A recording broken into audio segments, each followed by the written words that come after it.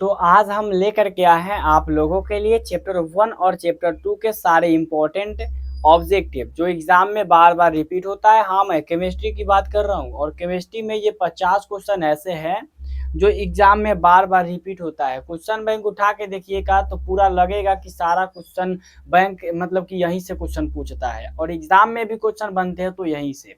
तो आज का ये 50 क्वेश्चन कंप्लीट कर लीजिए और इसे नोट्स बना करके फेयर जिस तरीका से सब्जेक्टिव का करते हैं उस तरीका से ऑब्जेक्टिव का कर लीजिए, क्योंकि हमने फिजिक्स के पहला चैप्टर का भी 50 गो ऑब्जेक्टिव बता रखा है और ये आपका केमिस्ट्री का 2 गो चैप्टर का एक में हम मिक्स कर दिए हैं क्योंकि एक चैप्टर का कम हो रहा था। ठीक है, तो अगर हम बात करें तो आज ये बहुत इंपॉर्टेंट है, सबसे पहला बात। और दूसरा बात, सबको याद कर लेना है, बहाना नहीं बनाना है। सबसे पहली बात सुन लीजिए। तो यहाँ पे पहला क्वेश्चन देखिएगा, कहा जा रहा है कि धातु मतलब कि अम्ल धातु से अभिक्रिया करता है तो कौन सा गैस बनता है। ठीक है, आप लोग धातु जानते होइएगा जिसमें टन टन की आवाज आता है, जो चमकदार होता है ना। और मतलब कि उस पे जब हम पीटते हैं ना किसी दूसरे चीज से तो टक ठक ठक ठक बजता है। तो धातु जो चमकदार होता है जिसमें टन टन की आवाज आती है पीटने पर उसको, उसे हम लोग बोलते हैं कति धातु। अम्ल किसे कहते हैं? तो जिसका स्वाद खट्टा होता है। कोई भी चीज खट्टा है समझ जाइए वो अम्ल है। ठीक है ना।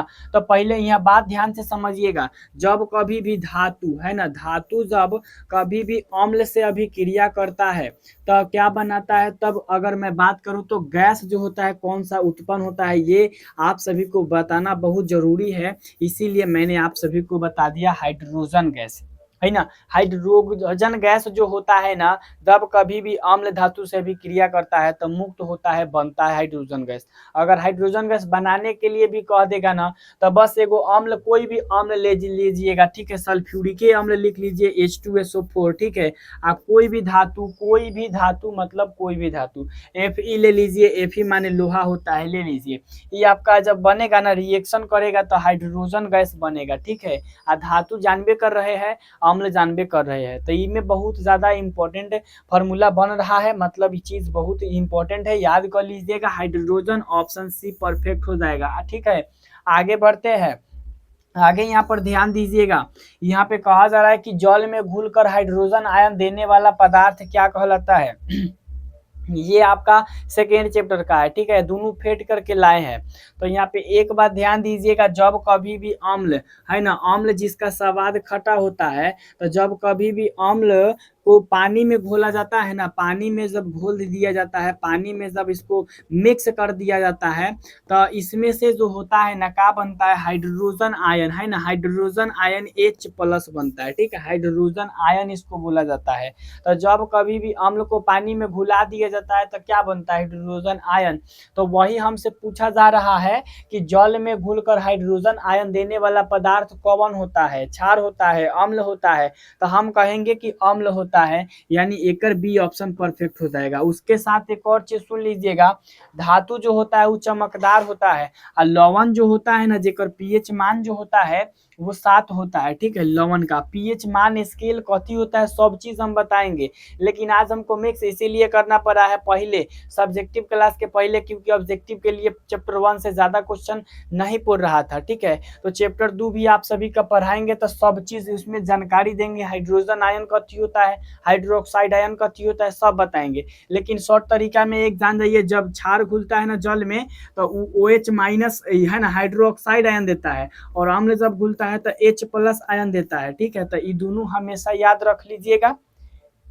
बात समझ में आ रहा है ना? आगे देखिएगा अगला क्वेश्चन, ये वाला क्वेश्चन तो और मजेदार है। कहा जा रहा है कि नींबू और संतरा में कौन सा अम्ल पाया जाता है? ठीक है, जब अम्ल, क्षार और लवण वाला चैप्टर पढ़िएगा तो हमें पता चल जाएगा। तो इसमें कहने का मतलब ये है कि आपको बताना है नींबू और संतरा, नींबू संतरा दोनों एक ही जैसा अगर देखने को मिलेगा तो आप लोग बोल दीजिएगा, दोनों को याद कर लीजिएगा। नींबू पूछेगा, संतरा पूछेगा, दोनों में एक एक अम्ल रहता है। अब बात आता है एक एक अम्ल कौन रहता है, तो सिट्रिक अम्ल रहता है। ठीक है, सिट्रिक अम्ल रहता है। देखिएगा, नींबू खा के मतलब कि नींबू और संतरा खा के सिट्टी बजाने वाला काम करता है सब। ठीक है, सिट्टी बजाने वाला काम मतलब सिट्रिक अम्ल हो जाएगा। ट्रिक याद रखिएगा, नींबू और संतरा खाने के बाद सिट्टी बजाया जाता है। चलिए, सिट्टी बजाता है सब, है ना। तो क्या हो गया आपका? सिट्रिक अम्ल हो गया। ठीक है, याद रहेगा ना? याद रहेगा, बिल्कुल याद रहेगा। नींबू और संतरा के बाद क्या याद रखेंगे? सिट्टी, मतलब कि सिट्रिक अम्ल हो जाएगा। ठीक है। अगर हम आपसे क्वेश्चन पूछेंगे कि बताओ नींबू में कौन सा अम्ल, बस दिमाग में एक बार घुमा लीजिएगा, नींबू मतलब कि सिट्टी मारने का है, चलिए सिट्रिक अम्ल हो गया। संतरा पूछेंगे सिट्टी मारने का है, सिट्रिक अम्ल हो गया। बात समझ में आ रहा है? आगे ध्यान से समझिएगा, ठीक है। 3 नंबर क्वेश्चन था। चौथा इससे मजेदार है, इमली में कौन सा अम्ल पाया जाता है, ठीक है। तो इमली में कौन सा अम्ल पाया जाता है, इसका भी एगो ट्रिक हम बता रखे हैं आपको पहले, अगर नहीं पता है तो फिर से सुन लीजिए। इमली खाने के बाद टर की आवाज आता है, इसीलिए इसमें टार्टरिक अम्ल होता है। ऑप्शन ए परफेक्ट हो जाएगा। इमली खाने के बाद टार्टर की आवाज आता है, ऐसे है ना, बैंक के जैसा टटलाता है सब जब इमली खा लेता है। तो यहाँ पे क्या याद रखना है कि जब कभी भी इमली खाएंगे तो टार्टर आएंगे, है ना, बैंक के जैसा। तो यहाँ पे देख लीजिएगा क्या याद हो जाएगा, टार्टरिक अम्ल, है ना। इमली में कौन सा अम्ल पाया जाता है, टार्टरिक अम्ल पाया जाता है। उसके बाद अगर आपसे पूछ देंगे नींबू में, तो सिट्टी मारे वाला याद रख लीजिएगा, इमली में तो टार्टराए वाला याद रख लीजिएगा। तो नींबू में क्या रखिएगा याद, नींबू में रखिएगा मतलब कि सिट्टी मारने वाला, नींबू में सिट्टी मारना है, संतरा में सिट्टी मारना है है ना। इमली में कहेगा तो टार्टरिक अम्ल हो जाएगा। तो बात समझ में आ रही है ना। ये सब पॉइंट बहुत आसान है, याद रख लीजिएगा तो एग्जाम में डायरेक्ट देखने को मिल जाएंगे। तो टेंशन छोड़िए, आज जल्दी से पढ़ जाइए, ठीक है। ये कंप्लीट है। चौथा नंबर क्वेश्चन, पांचवा देखिएगा, पांचवा क्वेश्चन, दही में कौन सा अम्ल पाया जाता है। दही में हम का चीज मतलब कि क्या रखते हैं, चीनी, चीनी लाना पड़ता है दुकान में से, है ना, लाना पड़ता है चीनी दुकान में से। तो यहाँ देखिए लाना पड़ेगा मतलब लैक्टिक अम्ल हो जाएगा, ठीक है, लैक्टिक अम्ल। दही के लिए चीनी लाना पड़ता है कि नहीं, तो लाना पड़ता है, लैक्टिक हो जाएगा। हमने आपको 3 चीज बताया, संतरा नींबू में सिट्टी मारना है, सिट्रिक अम्ल हो जाएगा, बात खलास। इमली में टटराना है, टार्टरिक अम्ल हो जाएगा। दही में चीनी लाने जाना है, लैक्टिक अम्ल हो जाएगा। तीनों कंफर्म याद हो गया ना, इसमें कोई झंझट नहीं रखिएगा। अब दही खा के टटराने मत लगिएगा, इमली खा के टटराइएगा, ठीक है। उसके बाद में दही खा के सिट्टी मारने वाला काम नहीं, सिट्टी उसी में होगा संतरा नींबू में, है ना। बात समझ लीजिएगा सीधा, यहीं पे पढ़ो पर यहीं याद कीजिए, और यहीं याद करने के बाद लिख लीजिए, हाँ याद रहेगा कि हम पढ़े थे। बात समझ में आ रही है। तो यहाँ पे क्या कहिएगा, दही में लैक्टिक चीनी लाने पड़ता है ना जी, लाना पड़ता है, चीनी लाना पड़ता है, यानी कि लैक्टिक अम्ल हो जाएगा। अगला क्वेश्चन यहाँ पर ध्यान दीजिएगा, पूछा जा रहा है टमाटर में कौन सा अम्ल पाया जाता है ना। और ये बहुत ज्यादा इंपॉर्टेंट है। सबसे पहला चीज हम आपको बताओ, सिट्रिक तो होबे नहीं करेगा, क्योंकि सिट्री मारे वाला काम अथी में होता है, उसको क्या बोला जाता है, नींबू में होता है, संतरा में होता है। लैक्टिक होबे नहीं करेगा, काहे क्यों, लैक्टिक दही लाने वाला में काम होता है। एसिटिक में, ऑक्जेलिक में कौन हो जाएगा, तो टमाटर में ऑक्जेलिक अम्ल हो जाएगा, ठीक है। टमाटर में कथी हो जाएगा, ऑक्जेलिक अम्ल हो जाएगा। 6 का ए याद कर लीजिएगा। इसका भी कोई ट्रिक है का, तो ट्रिक आप खोजिए ना, फटाक से मिल जाएगा। ऑक्जेलिक अम्ल होता है टमाटर में, ठीक है। टमाटर में कौन अम्ल होता है, ऑक्जेलिक अम्ल। आईएमएस जरूर पूछेगा एग्जाम में, कान खोल के सुन लीजिए। टमाटर में ऑक्जेलिक अम्ल, नींबू संतरा में सिट्रिक अम्ल, इमली में टार्टरिक अम्ल, टमाटर में लैक्टिक अम्ल। हम जैसे बोल रहे हो सही आप भी बोलिएगा। कब बोलिएगा, जब हम चीजों बताए ना, नींबू और टमाटर में सिट्रिक, सिटी मारे वाला याद कर लीजिए। टमाटर में लैक्टिक अम्ल याद कर लीजिए, और दही में ना दही में लैक्टिक अम्ल याद कर लीजिए, टमाटर में ऑक्जेलिक अम्ल याद कर लीजिए। उसके बाद में एगो हम बताए थे क्या चीज वाला, इमली वाला, जो कि टटराने वाला काम टार्टरिक हो जाएगा। हम देख के थोड़ी बोल रहे हैं, हम भी तो अंदाजी बोल रहे हैं, काहे बोल रहे हैं, क्योंकि हमने ट्रिक याद कर रखा है। आपको भी याद कर लेना है, याद करने के बाद हम लोग जैसा बोलिएगा फटाफट। बात समझ में आ रही है ना। अगला क्वेश्चन यहाँ पर देखिएगा, ये क्वेश्चन पूछा जाएगा, लाल चींटी के डंक में कौन सा अम्ल पाया जाता है। सबसे पहले यहाँ ध्यान दीजिएगा, डायरेक्टली अगर कहेगा चींटी के डंक में कौन सा अम्ल पाया जाता है, तो अगर ये सब ऑप्शन में नहीं रहेगा तो एगो मेथेनोइक अम्ल होता है, जो करियका चुटिया देखता है ना, तो सहता होता है, उसमें पाया जाता है। लेकिन यह जना दिया है कि लाल चींटी के डंक में, तो लाल चींटी के डंक में कौन अम्ल पाया जाता है। अभी वाला चीज बहुत ज्यादा इंपॉर्टेंट है, तो 7 का काय हो जाएगा। सबसे पहले देख लीजिएगा, सिट्रिक अम्ल ये तो नींबू वाला में जाएगा, टार्टरिक अम्ल इमली वाला में, दही वाला में लैक्टिक अम्ल, इसलिए फार्मिक अम्ल हो जाएगा, ठीक है। लाल चींटी के डंक में फार्मिक अम्ल पाया जाता है। बोलो हमको समय लगा, नहीं ना लगा। तो उसी तरीका से जब याद रहेगा ना आपको, तो आपको भी सोचना नहीं पड़ेगा, क्योंकि लाल चींटी के डंक में फार्मिक हो जाएगा। फाड़ देता है जब, है ना, फाड़ देता है जब काटता है, तो ठीक है, काटता है ना। तो यहाँ पे इसके लिए तो हम चाहेंगे तो ट्रिको नहीं याद करेंगे तो पता चल जाएगा। अरे भाई सिट्रिक सिटी मारे वाला काम जाओ, संतरा में, आम में टार्टरिक टटराए वाला, इमली में, लैक्टिक दही में जाओ, तो फार्मिक है ना बच्चा, फार्मिक करेक्ट आंसर हो जाएगा। तो इस तरीका से आप आसानी से बना सकते हो, जैसे हम बना रहे हैं, बता रहे हैं, ठीक है। तो याद कर लीजिएगा, तो ये सब ट्रिक बहुत काम देगा।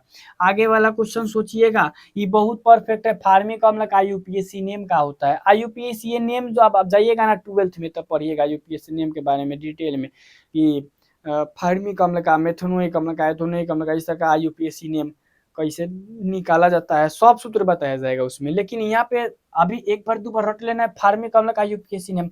अब एक चीज हमने क्या बताया, एक चीज हमने क्या बताया कि जब ऑप्शन में फार्मिक अम्ल नहीं रहेगा तो बोला नो कि मेथनोइक अम्ल मारना है।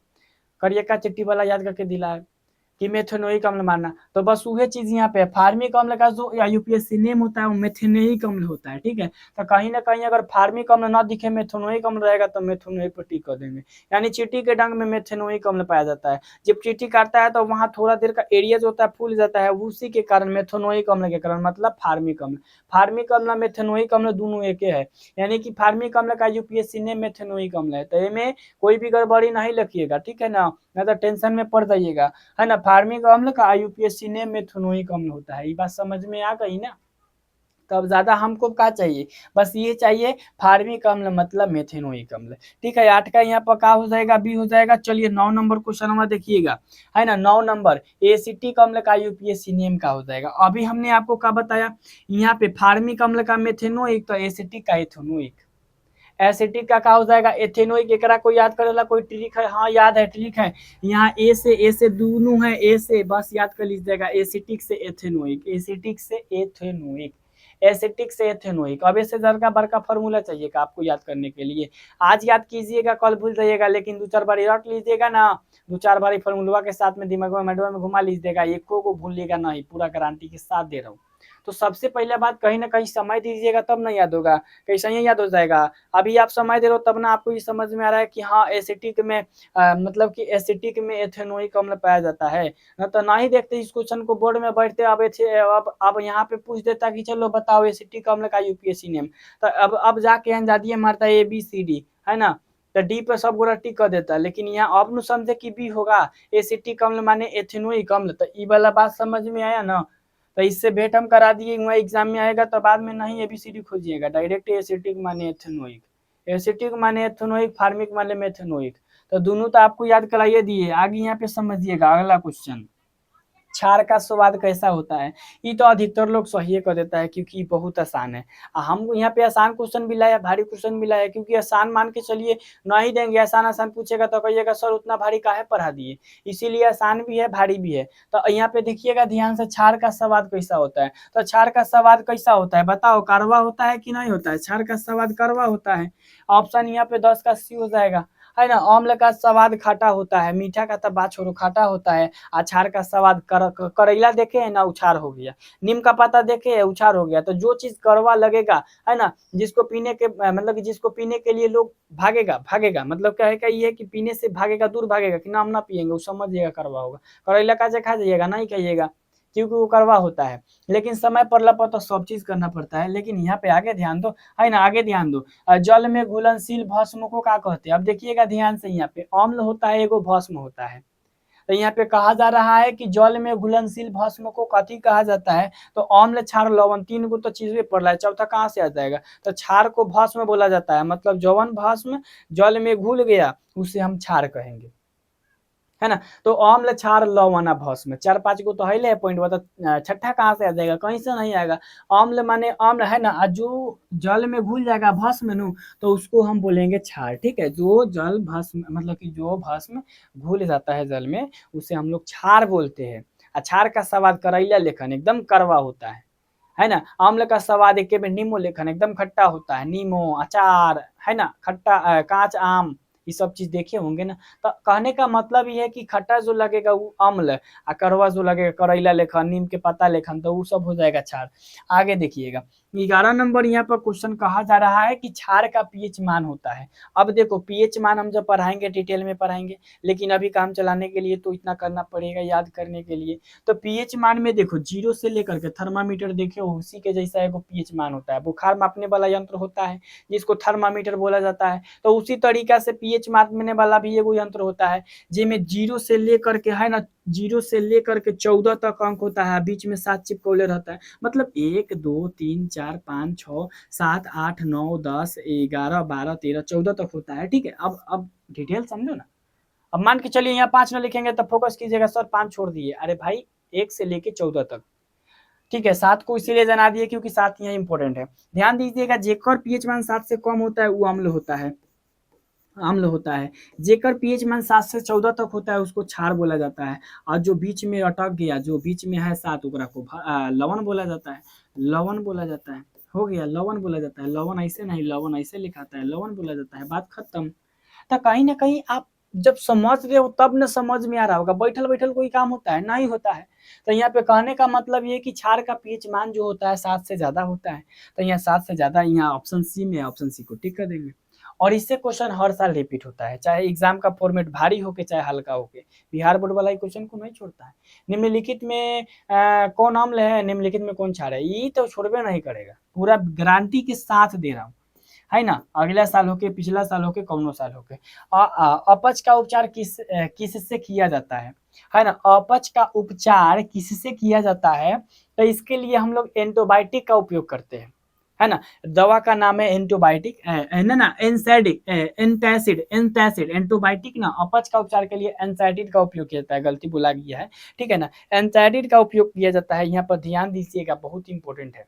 हम एंटीबायोटिक कह दिए हैं, मतलब कि समझ मत जाइएगा, एंटासिड हो जाएगा, क्योंकि अपच का उपचार के लिए एंटासिड का उपयोग किया जाता है, जो कि बहुत ज्यादा इंपॉर्टेंट लगा हमको, आपको बता दिए। अब आपको याद कर लेना है, जाइएगा एग्जाम में बैठिएगा, अरे भाई आ गया आपस का उपयोग वाला, मार दीजिएगा टिक, है ना। आगे देखिएगा, अगला क्वेश्चन यहाँ पे जो है फॉर्मेटवा थोड़ा चेंज कर दिया है, लेकिन सब चीज वही है। फॉर्मेट चेंज करने का मतलब ये है कि ऑप्शन चेंज कर दिया है, फॉर्मेट थोड़ी चेंज किया है। कहा जा रहा है कि चीनी का रासायनिक सूत्र क्या होता है। हर बार पूछता है कि मतलब कि चारों में से कोई सही है, तो उस सही को यहाँ पे लिख दिया जाता है ना। अब बताता है, बताओ किसका सूत्र है ना। चीनी, चाहे मान के चलिए ग्लूकोज, बहुत चीज दे देगा ऑप्शन में, 4 गो चीज, उसको जो मर्जी करेगा वो दे देगा। लेकिन हमके फॉर्मेट चेंज माने दूसरा क्वेश्चन को आंसर, आंसर को क्वेश्चन। निम्नलिखित में चीनी का सूत्र बताना है, तो इनमें चीनी का जो सूत्र हो जाएगा वो ऑप्शन बी हो जाएगा, C12H22O11, ठीक है, C12H22O11। अब याद कैसे होगा, तो यहाँ के लिए याद करने के लिए तो हम यहाँ पर रुकेंगे, क्योंकि बहुत ज्यादा इंपॉर्टेंट है, और जो हमको इम्पोर्टेंट लगता है उसके लिए तो हम वेट करेंगे। तो जोले याद ना होगा जोले हम रहेंगे यहीं पे, मतलब यहीं रहने का मतलब इसको थोड़ा बार देखेंगे, आपको 4 बार 5 बार बोलेंगे, आप सुनिएगा, याद हो जाएगा। C12H22O11 बोल के देखो, तो C12H22O11, हाँ बोल के देखो, 2 बार बोलो, याद हो जाएगा। C12H22O11, C12H22O11, C12H22O11, हो गया, काम तमाम। दुबे लिख देंगे, बात खत्म। अब लिखिएगा भी मत, ऐसा सोचिएगा भी मत, है ना, लिखिएगा भी मत, ऐसा सोचिएगा नहीं, लिख लीजिए, अभी काम देगा। चलिए यहाँ देखिएगा, सल्फ्यूरिक अम्ल का रासायनिक सूत्र क्या होता है। जब अम्ल के बारे में पढ़िएगा तब भाई से जाना जरूरी है कि सल्फ्यूरिक अम्ल क्या होता है, तो अभी जान लीजिए। सल्फ्यूरिक अम्ल MaH2SO4, आपको ऑप्शन सी दिख रहा होगा, 15 का ऑप्शन सी हो जाएगा। लेकिन यहाँ पे ये भी जानना जरूरी है कि EHCl का है, तो ये हाइड्रोक्लोरिक अम्ल है ना। हाइड्रो लिख देते हैं, क्लोरिक अम्ल, है ना। हाइड्रोक्लोरिक अम्ल जो है आपका HCl है। ये तो वाला पॉइंट हमेशा याद रखिएगा, क्योंकि 2 गो बहुत जरूरी है। HNO3 कभी कभी देखने को मिलता है, लेकिन ये 2 गो चीज बहुत ज्यादा जरूरी है, सल्फ्यूरिक अम्ल H2SO4 और HCl हाइड्रोक्लोरिक अम्ल। ये हमारे आमाशय में HCl पाया जाता है, और H2SO4 की अगर मैं बात करूँ तो अम्लों का राजा बोला जाता है, जिसको हम लोग तेजाब कहते हैं। अगर पड़ जाएगा हाथ पे तो हाथ को पूरा जला देगा। बैटरी का पानी, समझिए ना पॉइंट को, बैटरी का पानी अम्ल का राजा H2SO4, बस इससे ज्यादा क्या चाहिए।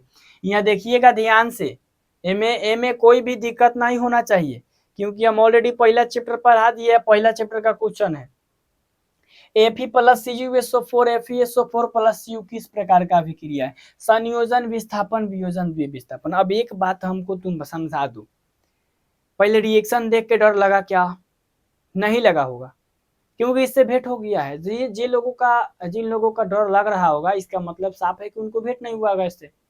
हम जब पढ़ा रहे थे विस्थापन अभिक्रिया, तो क्या बताए थे कि एक जो यौगिक होता है दूसरे यौगिक को विस्थापित करता है, माने ओकरा जगह पे बैठ के ओकरा को बेलगा देता है। देखो FeCu के जगह पे आ गया, इसको बेलगा दिया, बात समझ में आ रही है ना। इसको अपने जगह से हटा के इसके जगह पे बैठ गया, मतलब विस्थापन अभिक्रिया, ये लो विस्थापन अभिक्रिया हो गया। अगर ये में और चीज रहता, एहू लगा कुछ रहता, तो एकरा संग आ जाता, तो वो हो जाता आपका कौन अभिक्रिया, द्विविस्थापन हो जाता। लेकिन यहाँ पे वो विस्थापन हो जाएगा। अभी आएगा, रिएक्शन आएगा, जैसे कि ई वाला देखिए, तो ये वाला रिएक्शन में देखो कौनो केकरो जगह को विस्थापित कर रहा है, नहीं कर रहा है। इसमें डायरेक्टली एगो चीज दिख रहा है, कोई हाइड्रोजन है एगो ऑक्सीजन है, दोनों मिल रहा है, अब मिल के जल का निर्माण कर रहा है। तो दो गो चीज जिसमें मिलता है उसे क्या बोला जाता है? तो जिसमें दो गो चीज मिल रहा है वो तो संयोजन हो जाएगा। वो कहाँ से विस्थापन द्विविस्थापन हो जाएगा, उष्मा क्षेपी उष्मा शोषी हो जाएगा। हम तो डायरेक्ट जान रहे दो गो चीज जल हाइड्रोजन, हाइड्रोजन जल मिल रहा है, पानी बना रहा है, हम जान गए कि संयोजन अभिक्रिया है। तो हम पहला दूसरा के चक्कर में पड़े, जब ऑप्शन सही हो गया था। बात समझ में आ रहा है ना? तो ये बात समझ गए ना, 17 का ए हो जाएगा संयोजन अभिक्रिया। चलिए नेक्स्ट पार्ट यहाँ पर ध्यान दीजिएगा, किसी पदार्थ में ऑक्सीजन का संयोग क्या कहलाता है? भाई क्वेश्चन को तो हम बता चुके हैं, इतना इंपॉर्टेंट है कि देखो ऑब्जेक्टिव में भी आ गया, इसके लिए कोई जगह दूसरा नहीं था, यहाँ पे आ गया है ना, 18 नंबर क्वेश्चन। लेकिन टेंशन ना लो, टेंशन ना लो, हम बताए थे तुम सबको, हम बताए थे तुम सबको कि जिसमें ऑक्सीजन का संयोग होता है उसको ऑक्सीकरण बोला जाता है, ऑक्सी है ना, करण बोला जाता है, ऑक्सीकरण। अब एक चीज देखो, इसमें तो ऑक्सीकरण है ही नहीं है, तब क्या कीजिएगा, छोड़ दीजिएगा, नहीं छोड़ेंगे। उस दिन हम एक और बात बताए थे कि ऑक्सीकरण को उपचयन बोला जाता है, ऑक्सीकरण को उपचयन, ऑक्सीकरण को उपचयन नहीं। अ है एक मतलब अ में ना मिला दीजिएगा, वो दिन हम बोले थे, लेकिन आज याद नहीं होगा तो, याद नहीं होगा तो क्या हो गया, फिर से याद करेंगे, है ना। दिमाग है, दो चार को भूल जाते हैं, लेकिन ऐसा थोड़ी है कि सब बार भूलिए जाएंगे। तो ये वाला पॉइंट याद कर लीजिए 18 का भी। वो दिन वाला हम जान रहे, बतवा याद नहीं पड़ रहा होगा, हम जान रहे, आई नो डैट कि तुमको वो चीज नहीं याद होगा, लेकिन क्या दिक्कत है, अभी याद पड़ा ना, अब जाके फिर से पन्ना पलटोगे, पन्ना पलट के याद कर लोगे, हाँ सर जी याद हो गया, कल फिर बोलोगे। तो इसीलिए हम वो दिन को ये मतलब कि याद दिला दिए हैं। चलिए ये देखिएगा, किसी भी पदार्थ में ऑक्सीजन का हटना। अब एक बात बताओ, ये दूगो तो ऑप्शन भी गलत है, तो उसमें उपचयन था तो इसमें अपचयन होगा। अब एक बात बताओ, एक भी हमको बोलना पड़ेगा कि ऑप्शन ए सही होगा? नहीं बोलना पड़ेगा, नहीं बोलना पड़ेगा, लेकिन बोल दिए, है ना। आगे देखिएगा, Na2SO4 BaCl2 BaSO4 NaCl की प्रकार का अभिक्रिया है, बताओ तो।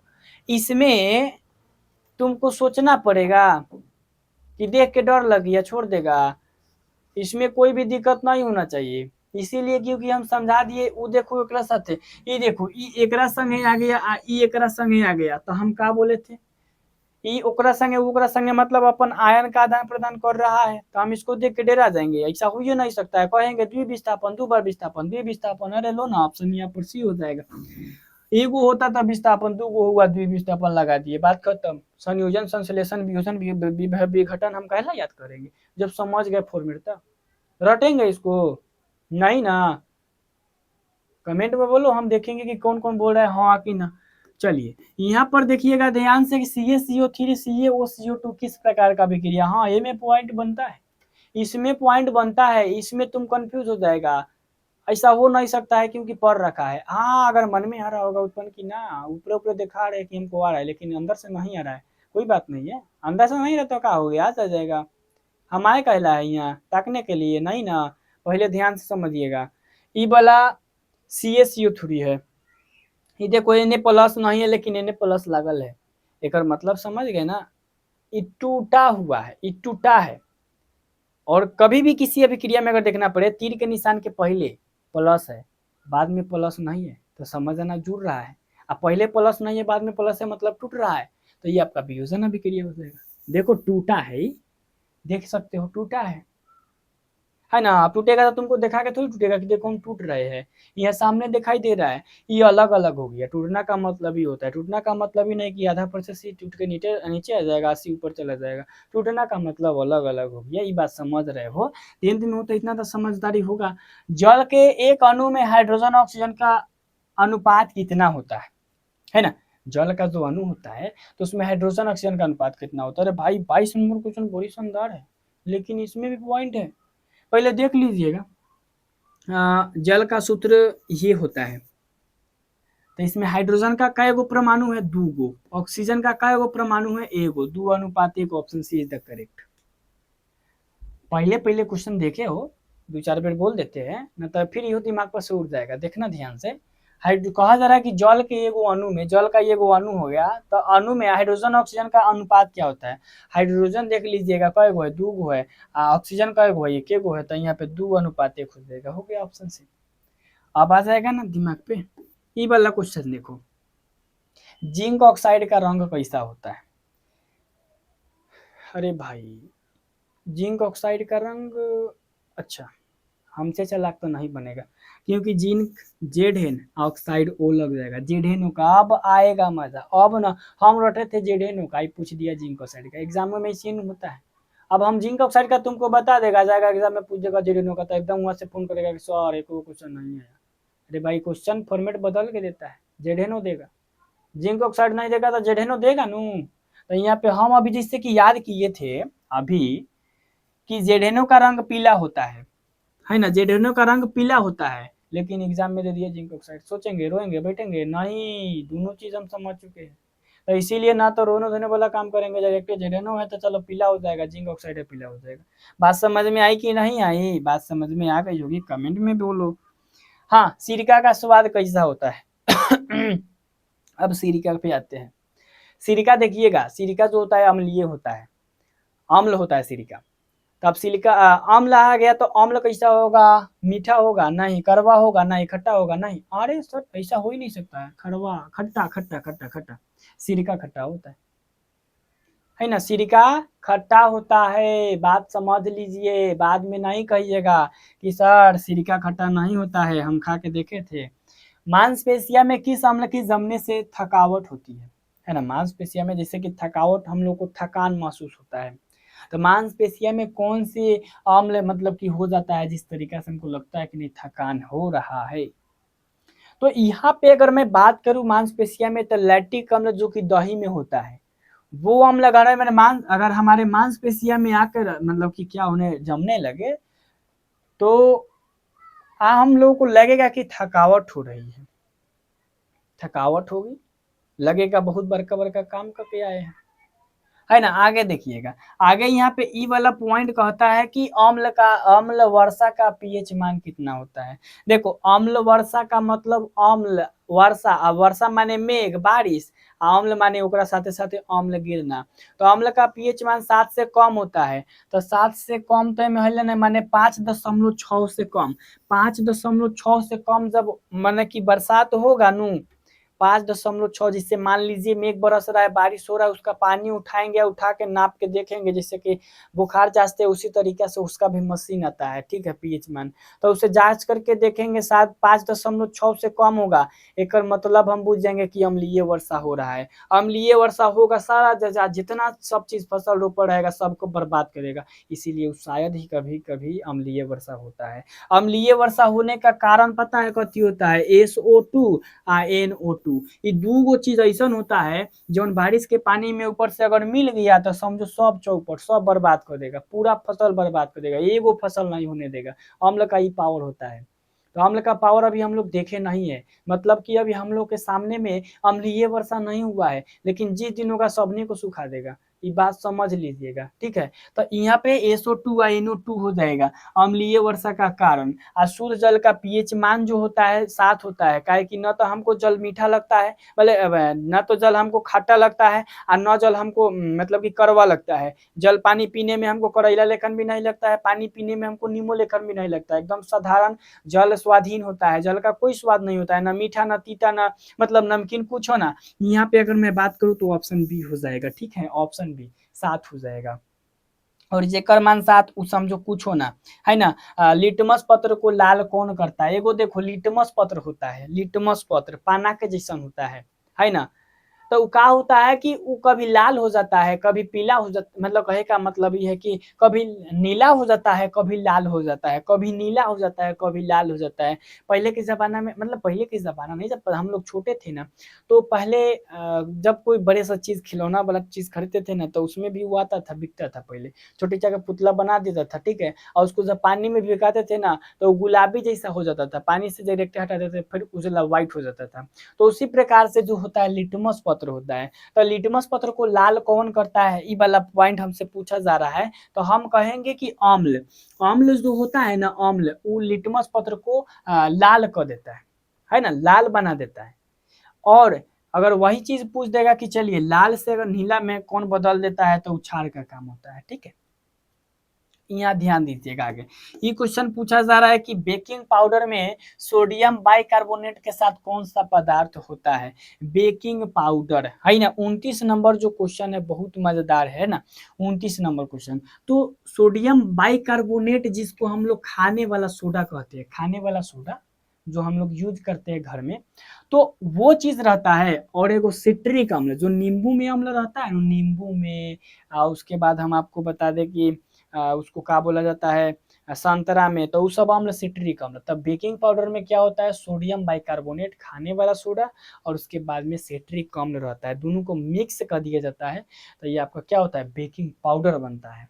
उसके बाद यहाँ पर ध्यान दीजिएगा, अम्ल और क्षार की अभिक्रिया से क्या बनता है। अब सीधा सीधी बात है, जब पानी या आग को एक लगा रखिएगा तो क्या होगा, दोनों मतलब कहे का ये कि आग मुझा जाएगा, रिएक्शन करेगा, आग को मुझा देगा। उसी प्रकार से अम्ल क्षार, अम्ल नष्ट करेगा क्षार को, क्षार करेगा नष्ट को अम्ल को। तो कहे का मतलब जब दोनों में बराबर टक्कर होगा ना, तो दोनों नष्ट होकर एकदम शांत हो जाएगा, लवण है ना, कथी बनेगा, लवण बन जाएगा, ठीक है, लवण बनेगा, लवण। बात समझ में आई। तो इससे हमको साफ नजर आता है कि दो गोरा जब लड़ेगा तो दोनों गोरा जाएगा, खत्म हो जाएगा, बीच में एक दूसरा गोरा बन जाएगा।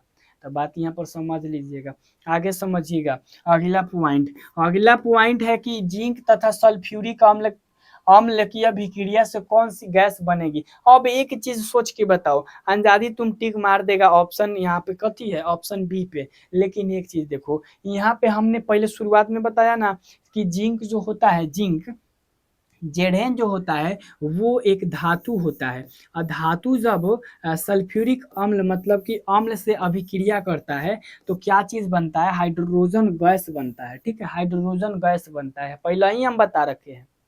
ये चीज को यहाँ पूछ रहा है, आज जिंक के जगह फेरस हो जाता, लोहा हो जाता, तो सोच में पड़ जाते। इसीलिए अभी समय है हम लोगों के पास, सब चीज बताऊंगा, कौन चीज धातु है, कौन अधातु है ना, कई गो तत्व है, तो ये सब बताऊंगा। लेकिन समय समय सबसे ज्यादा जरूरी है। उसके बाद दीवारों की सफेदी के लिए किस विलयन का उपयोग किया जाता है। दीवार को पेंट करने के लिए ना, पुट्टी जिसको बोला जाता है, मारने के लिए एकदम उज्जर चमकेगा दीवार, प्लास्टर के बाद मारा जाता है। हम लोग सीधा कहते हैं कि उज्जर रंग से रंगा रहा है ना, लेकिन वैसा नहीं होता है, उसको पुट्टी बोला जाता है, वो मारा जाता है दीवार पे, एकदम प्लेन दिखता है, ठीक है। तो उसमें क्या चीज रहता है, उसमें क्या चीज रहता है, तो उसमें की अगर हम बात करें, है ना, उसमें अगर हम बात करें तो कैल्शियम हाइड्रोक्साइड, CaOH का होल 2 कैल्शियम हाइड्रोक्साइड होता है, जो कि ऑप्शन बी में उपस्थित है ना। तो हमने यहाँ पे अगला क्वेश्चन की ओर बढ़ा। यहाँ देखिए, जब लिटमस विलयन ना अम्लीय होता है ना क्षारीय होता है, तो उसका रंग कैसा होता है। अब देखिएगा ध्यान से, जब यहाँ पे लिटमस विलयन न तो अम्लीय है न क्षारीय है, तो उसका रंग कैसा होगा, तो उसका रंग जो होता है बैगनी होता है, ठीक है, बैगन के जैसा होता है। लिटमस विलयन अगर जहाँ अम्लीय क्षारीय नहीं रहेगा ना, तो उसका रंग बैगन के जैसा होगा, मतलब बैगनी होगा, ठीक है। आगे देखिएगा, अगला यहाँ पे क्वेश्चन है, NaOH sodium hydroxide, sodium hydroxide क्या होता है। तो सोडियम हाइड्रोक्साइड जो होता है ना, एक आपका क्षार होता है, ठीक है, क्षार होता है, जिसका पीएच मान 7 से ज्यादा होता है, और सबसे ज्यादा क्षारीय यही होता है, सोडियम हाइड्रोक्साइड। इसका पीएच मान लमसम 13-14 के बीच में होता है ना, कंफर्म कर लीजिएगा आप लोग। इसके बाद देखिएगा, सोडियम कार्बोनेट, जिसको धोने वाला सोडा बोला जाता है, सोडियम कार्बोनेट है ना, Na2CO3 होता है शायद, कि जलीय घोल में मिथाइल ऑरेंज डालने पर रंग कैसा हो जाता है। तो यहाँ पे एक चीज याद कर लीजिएगा, ये पीला हो जाता है। पीला मतलब ये जो देख रहे हो ना क्वेश्चन, जिस रंग से रंगल है, जिस रंग पे चढ़ल है, वह पीला है, इतना तो होगा समझदारी। तो इसमें जब मिथाइल ऑरेंज को घोला जाता है ना, डाला जाता है इसके विलयन में, तो पीला रंग बनता है, ठीक है। NaOH और जिंक की अभिक्रिया से कौन सा गैस बनता है। जिंक जो है जेडेन धातु है, और ये आपका क्षार है, ठीक है, NaOH सोडियम हाइड्रोक्साइड। तो कौन सा चीज बनेगा, कौन सा चीज बनेगा, ये तो सोच के दिल घबराता है, बट यहाँ पे ध्यान दीजिएगा, ये जो चीज है इससे आपका बनेगा Na2ZnO और प्लस में H2, इसमें भी हाइड्रोजन गैस मुक्त होगा। ठीक है, चलो हाई वाला हो जाएगा option A, option a perfect हो जाएगा, क्योंकि NaCl नमक बनबे ना करेगा, ZnCl2 ना बनेगा, ZnOH2 ना बनेगा, ये हो जाएगा ऑप्शन ए हो जाएगा। ठीक है, ऑप्शन ए हो जाएगा। आगे देखिएगा, लिटमस किससे प्राप्त किया जाता है? अब भाई बात यहाँ पर ये आती है कि लिटमस आखिरकार कहाँ से आता है? फटिग में तो ना कोनो बना देता है। तो अब लिटमस प्राप्त कहाँ से किया जाता है? ऐसा क्वेश्चन बार बार अगर कोई पूछे तो लाइकेन से, है ना, लाइकेन से। लिटमस लाइकेन से प्राप्त किया जाता है। पॉइंट समझना। आगे देखना, आगे ये वाला क्वेश्चन है कि जल में घुलनशील भस्म क्या कहलाता है? भाई बता दिए, तो इसके लिए हम क्या जगह छोड़ेंगे? अभी हमने ना बोला कि जो घुलनशील भस्म है वो क्षार कहलाएगा, हमने बोल दिया ऑलरेडी। इसके बाद यहाँ पर देखिएगा, अमोनिया क्लोराइड का जलीय विलयन कैसा होता है? हाँ, ये पॉइंट भाई बनता है, और इस पॉइंट का आंसर भी बहुत अच्छे तरीका से बनता है, क्योंकि अमोनिया क्लोराइड का जो जलीय विलयन होता है वो अम्लीय होता है ना? कैसा होता है? अम्लीय होता है, जो कि हमारा ऑप्शन ए में परफेक्ट है, ऑप्शन ए हो जाएगा। यानी कि अमोनिया क्लोराइड का जलीय विलयन अम्लीय होता है।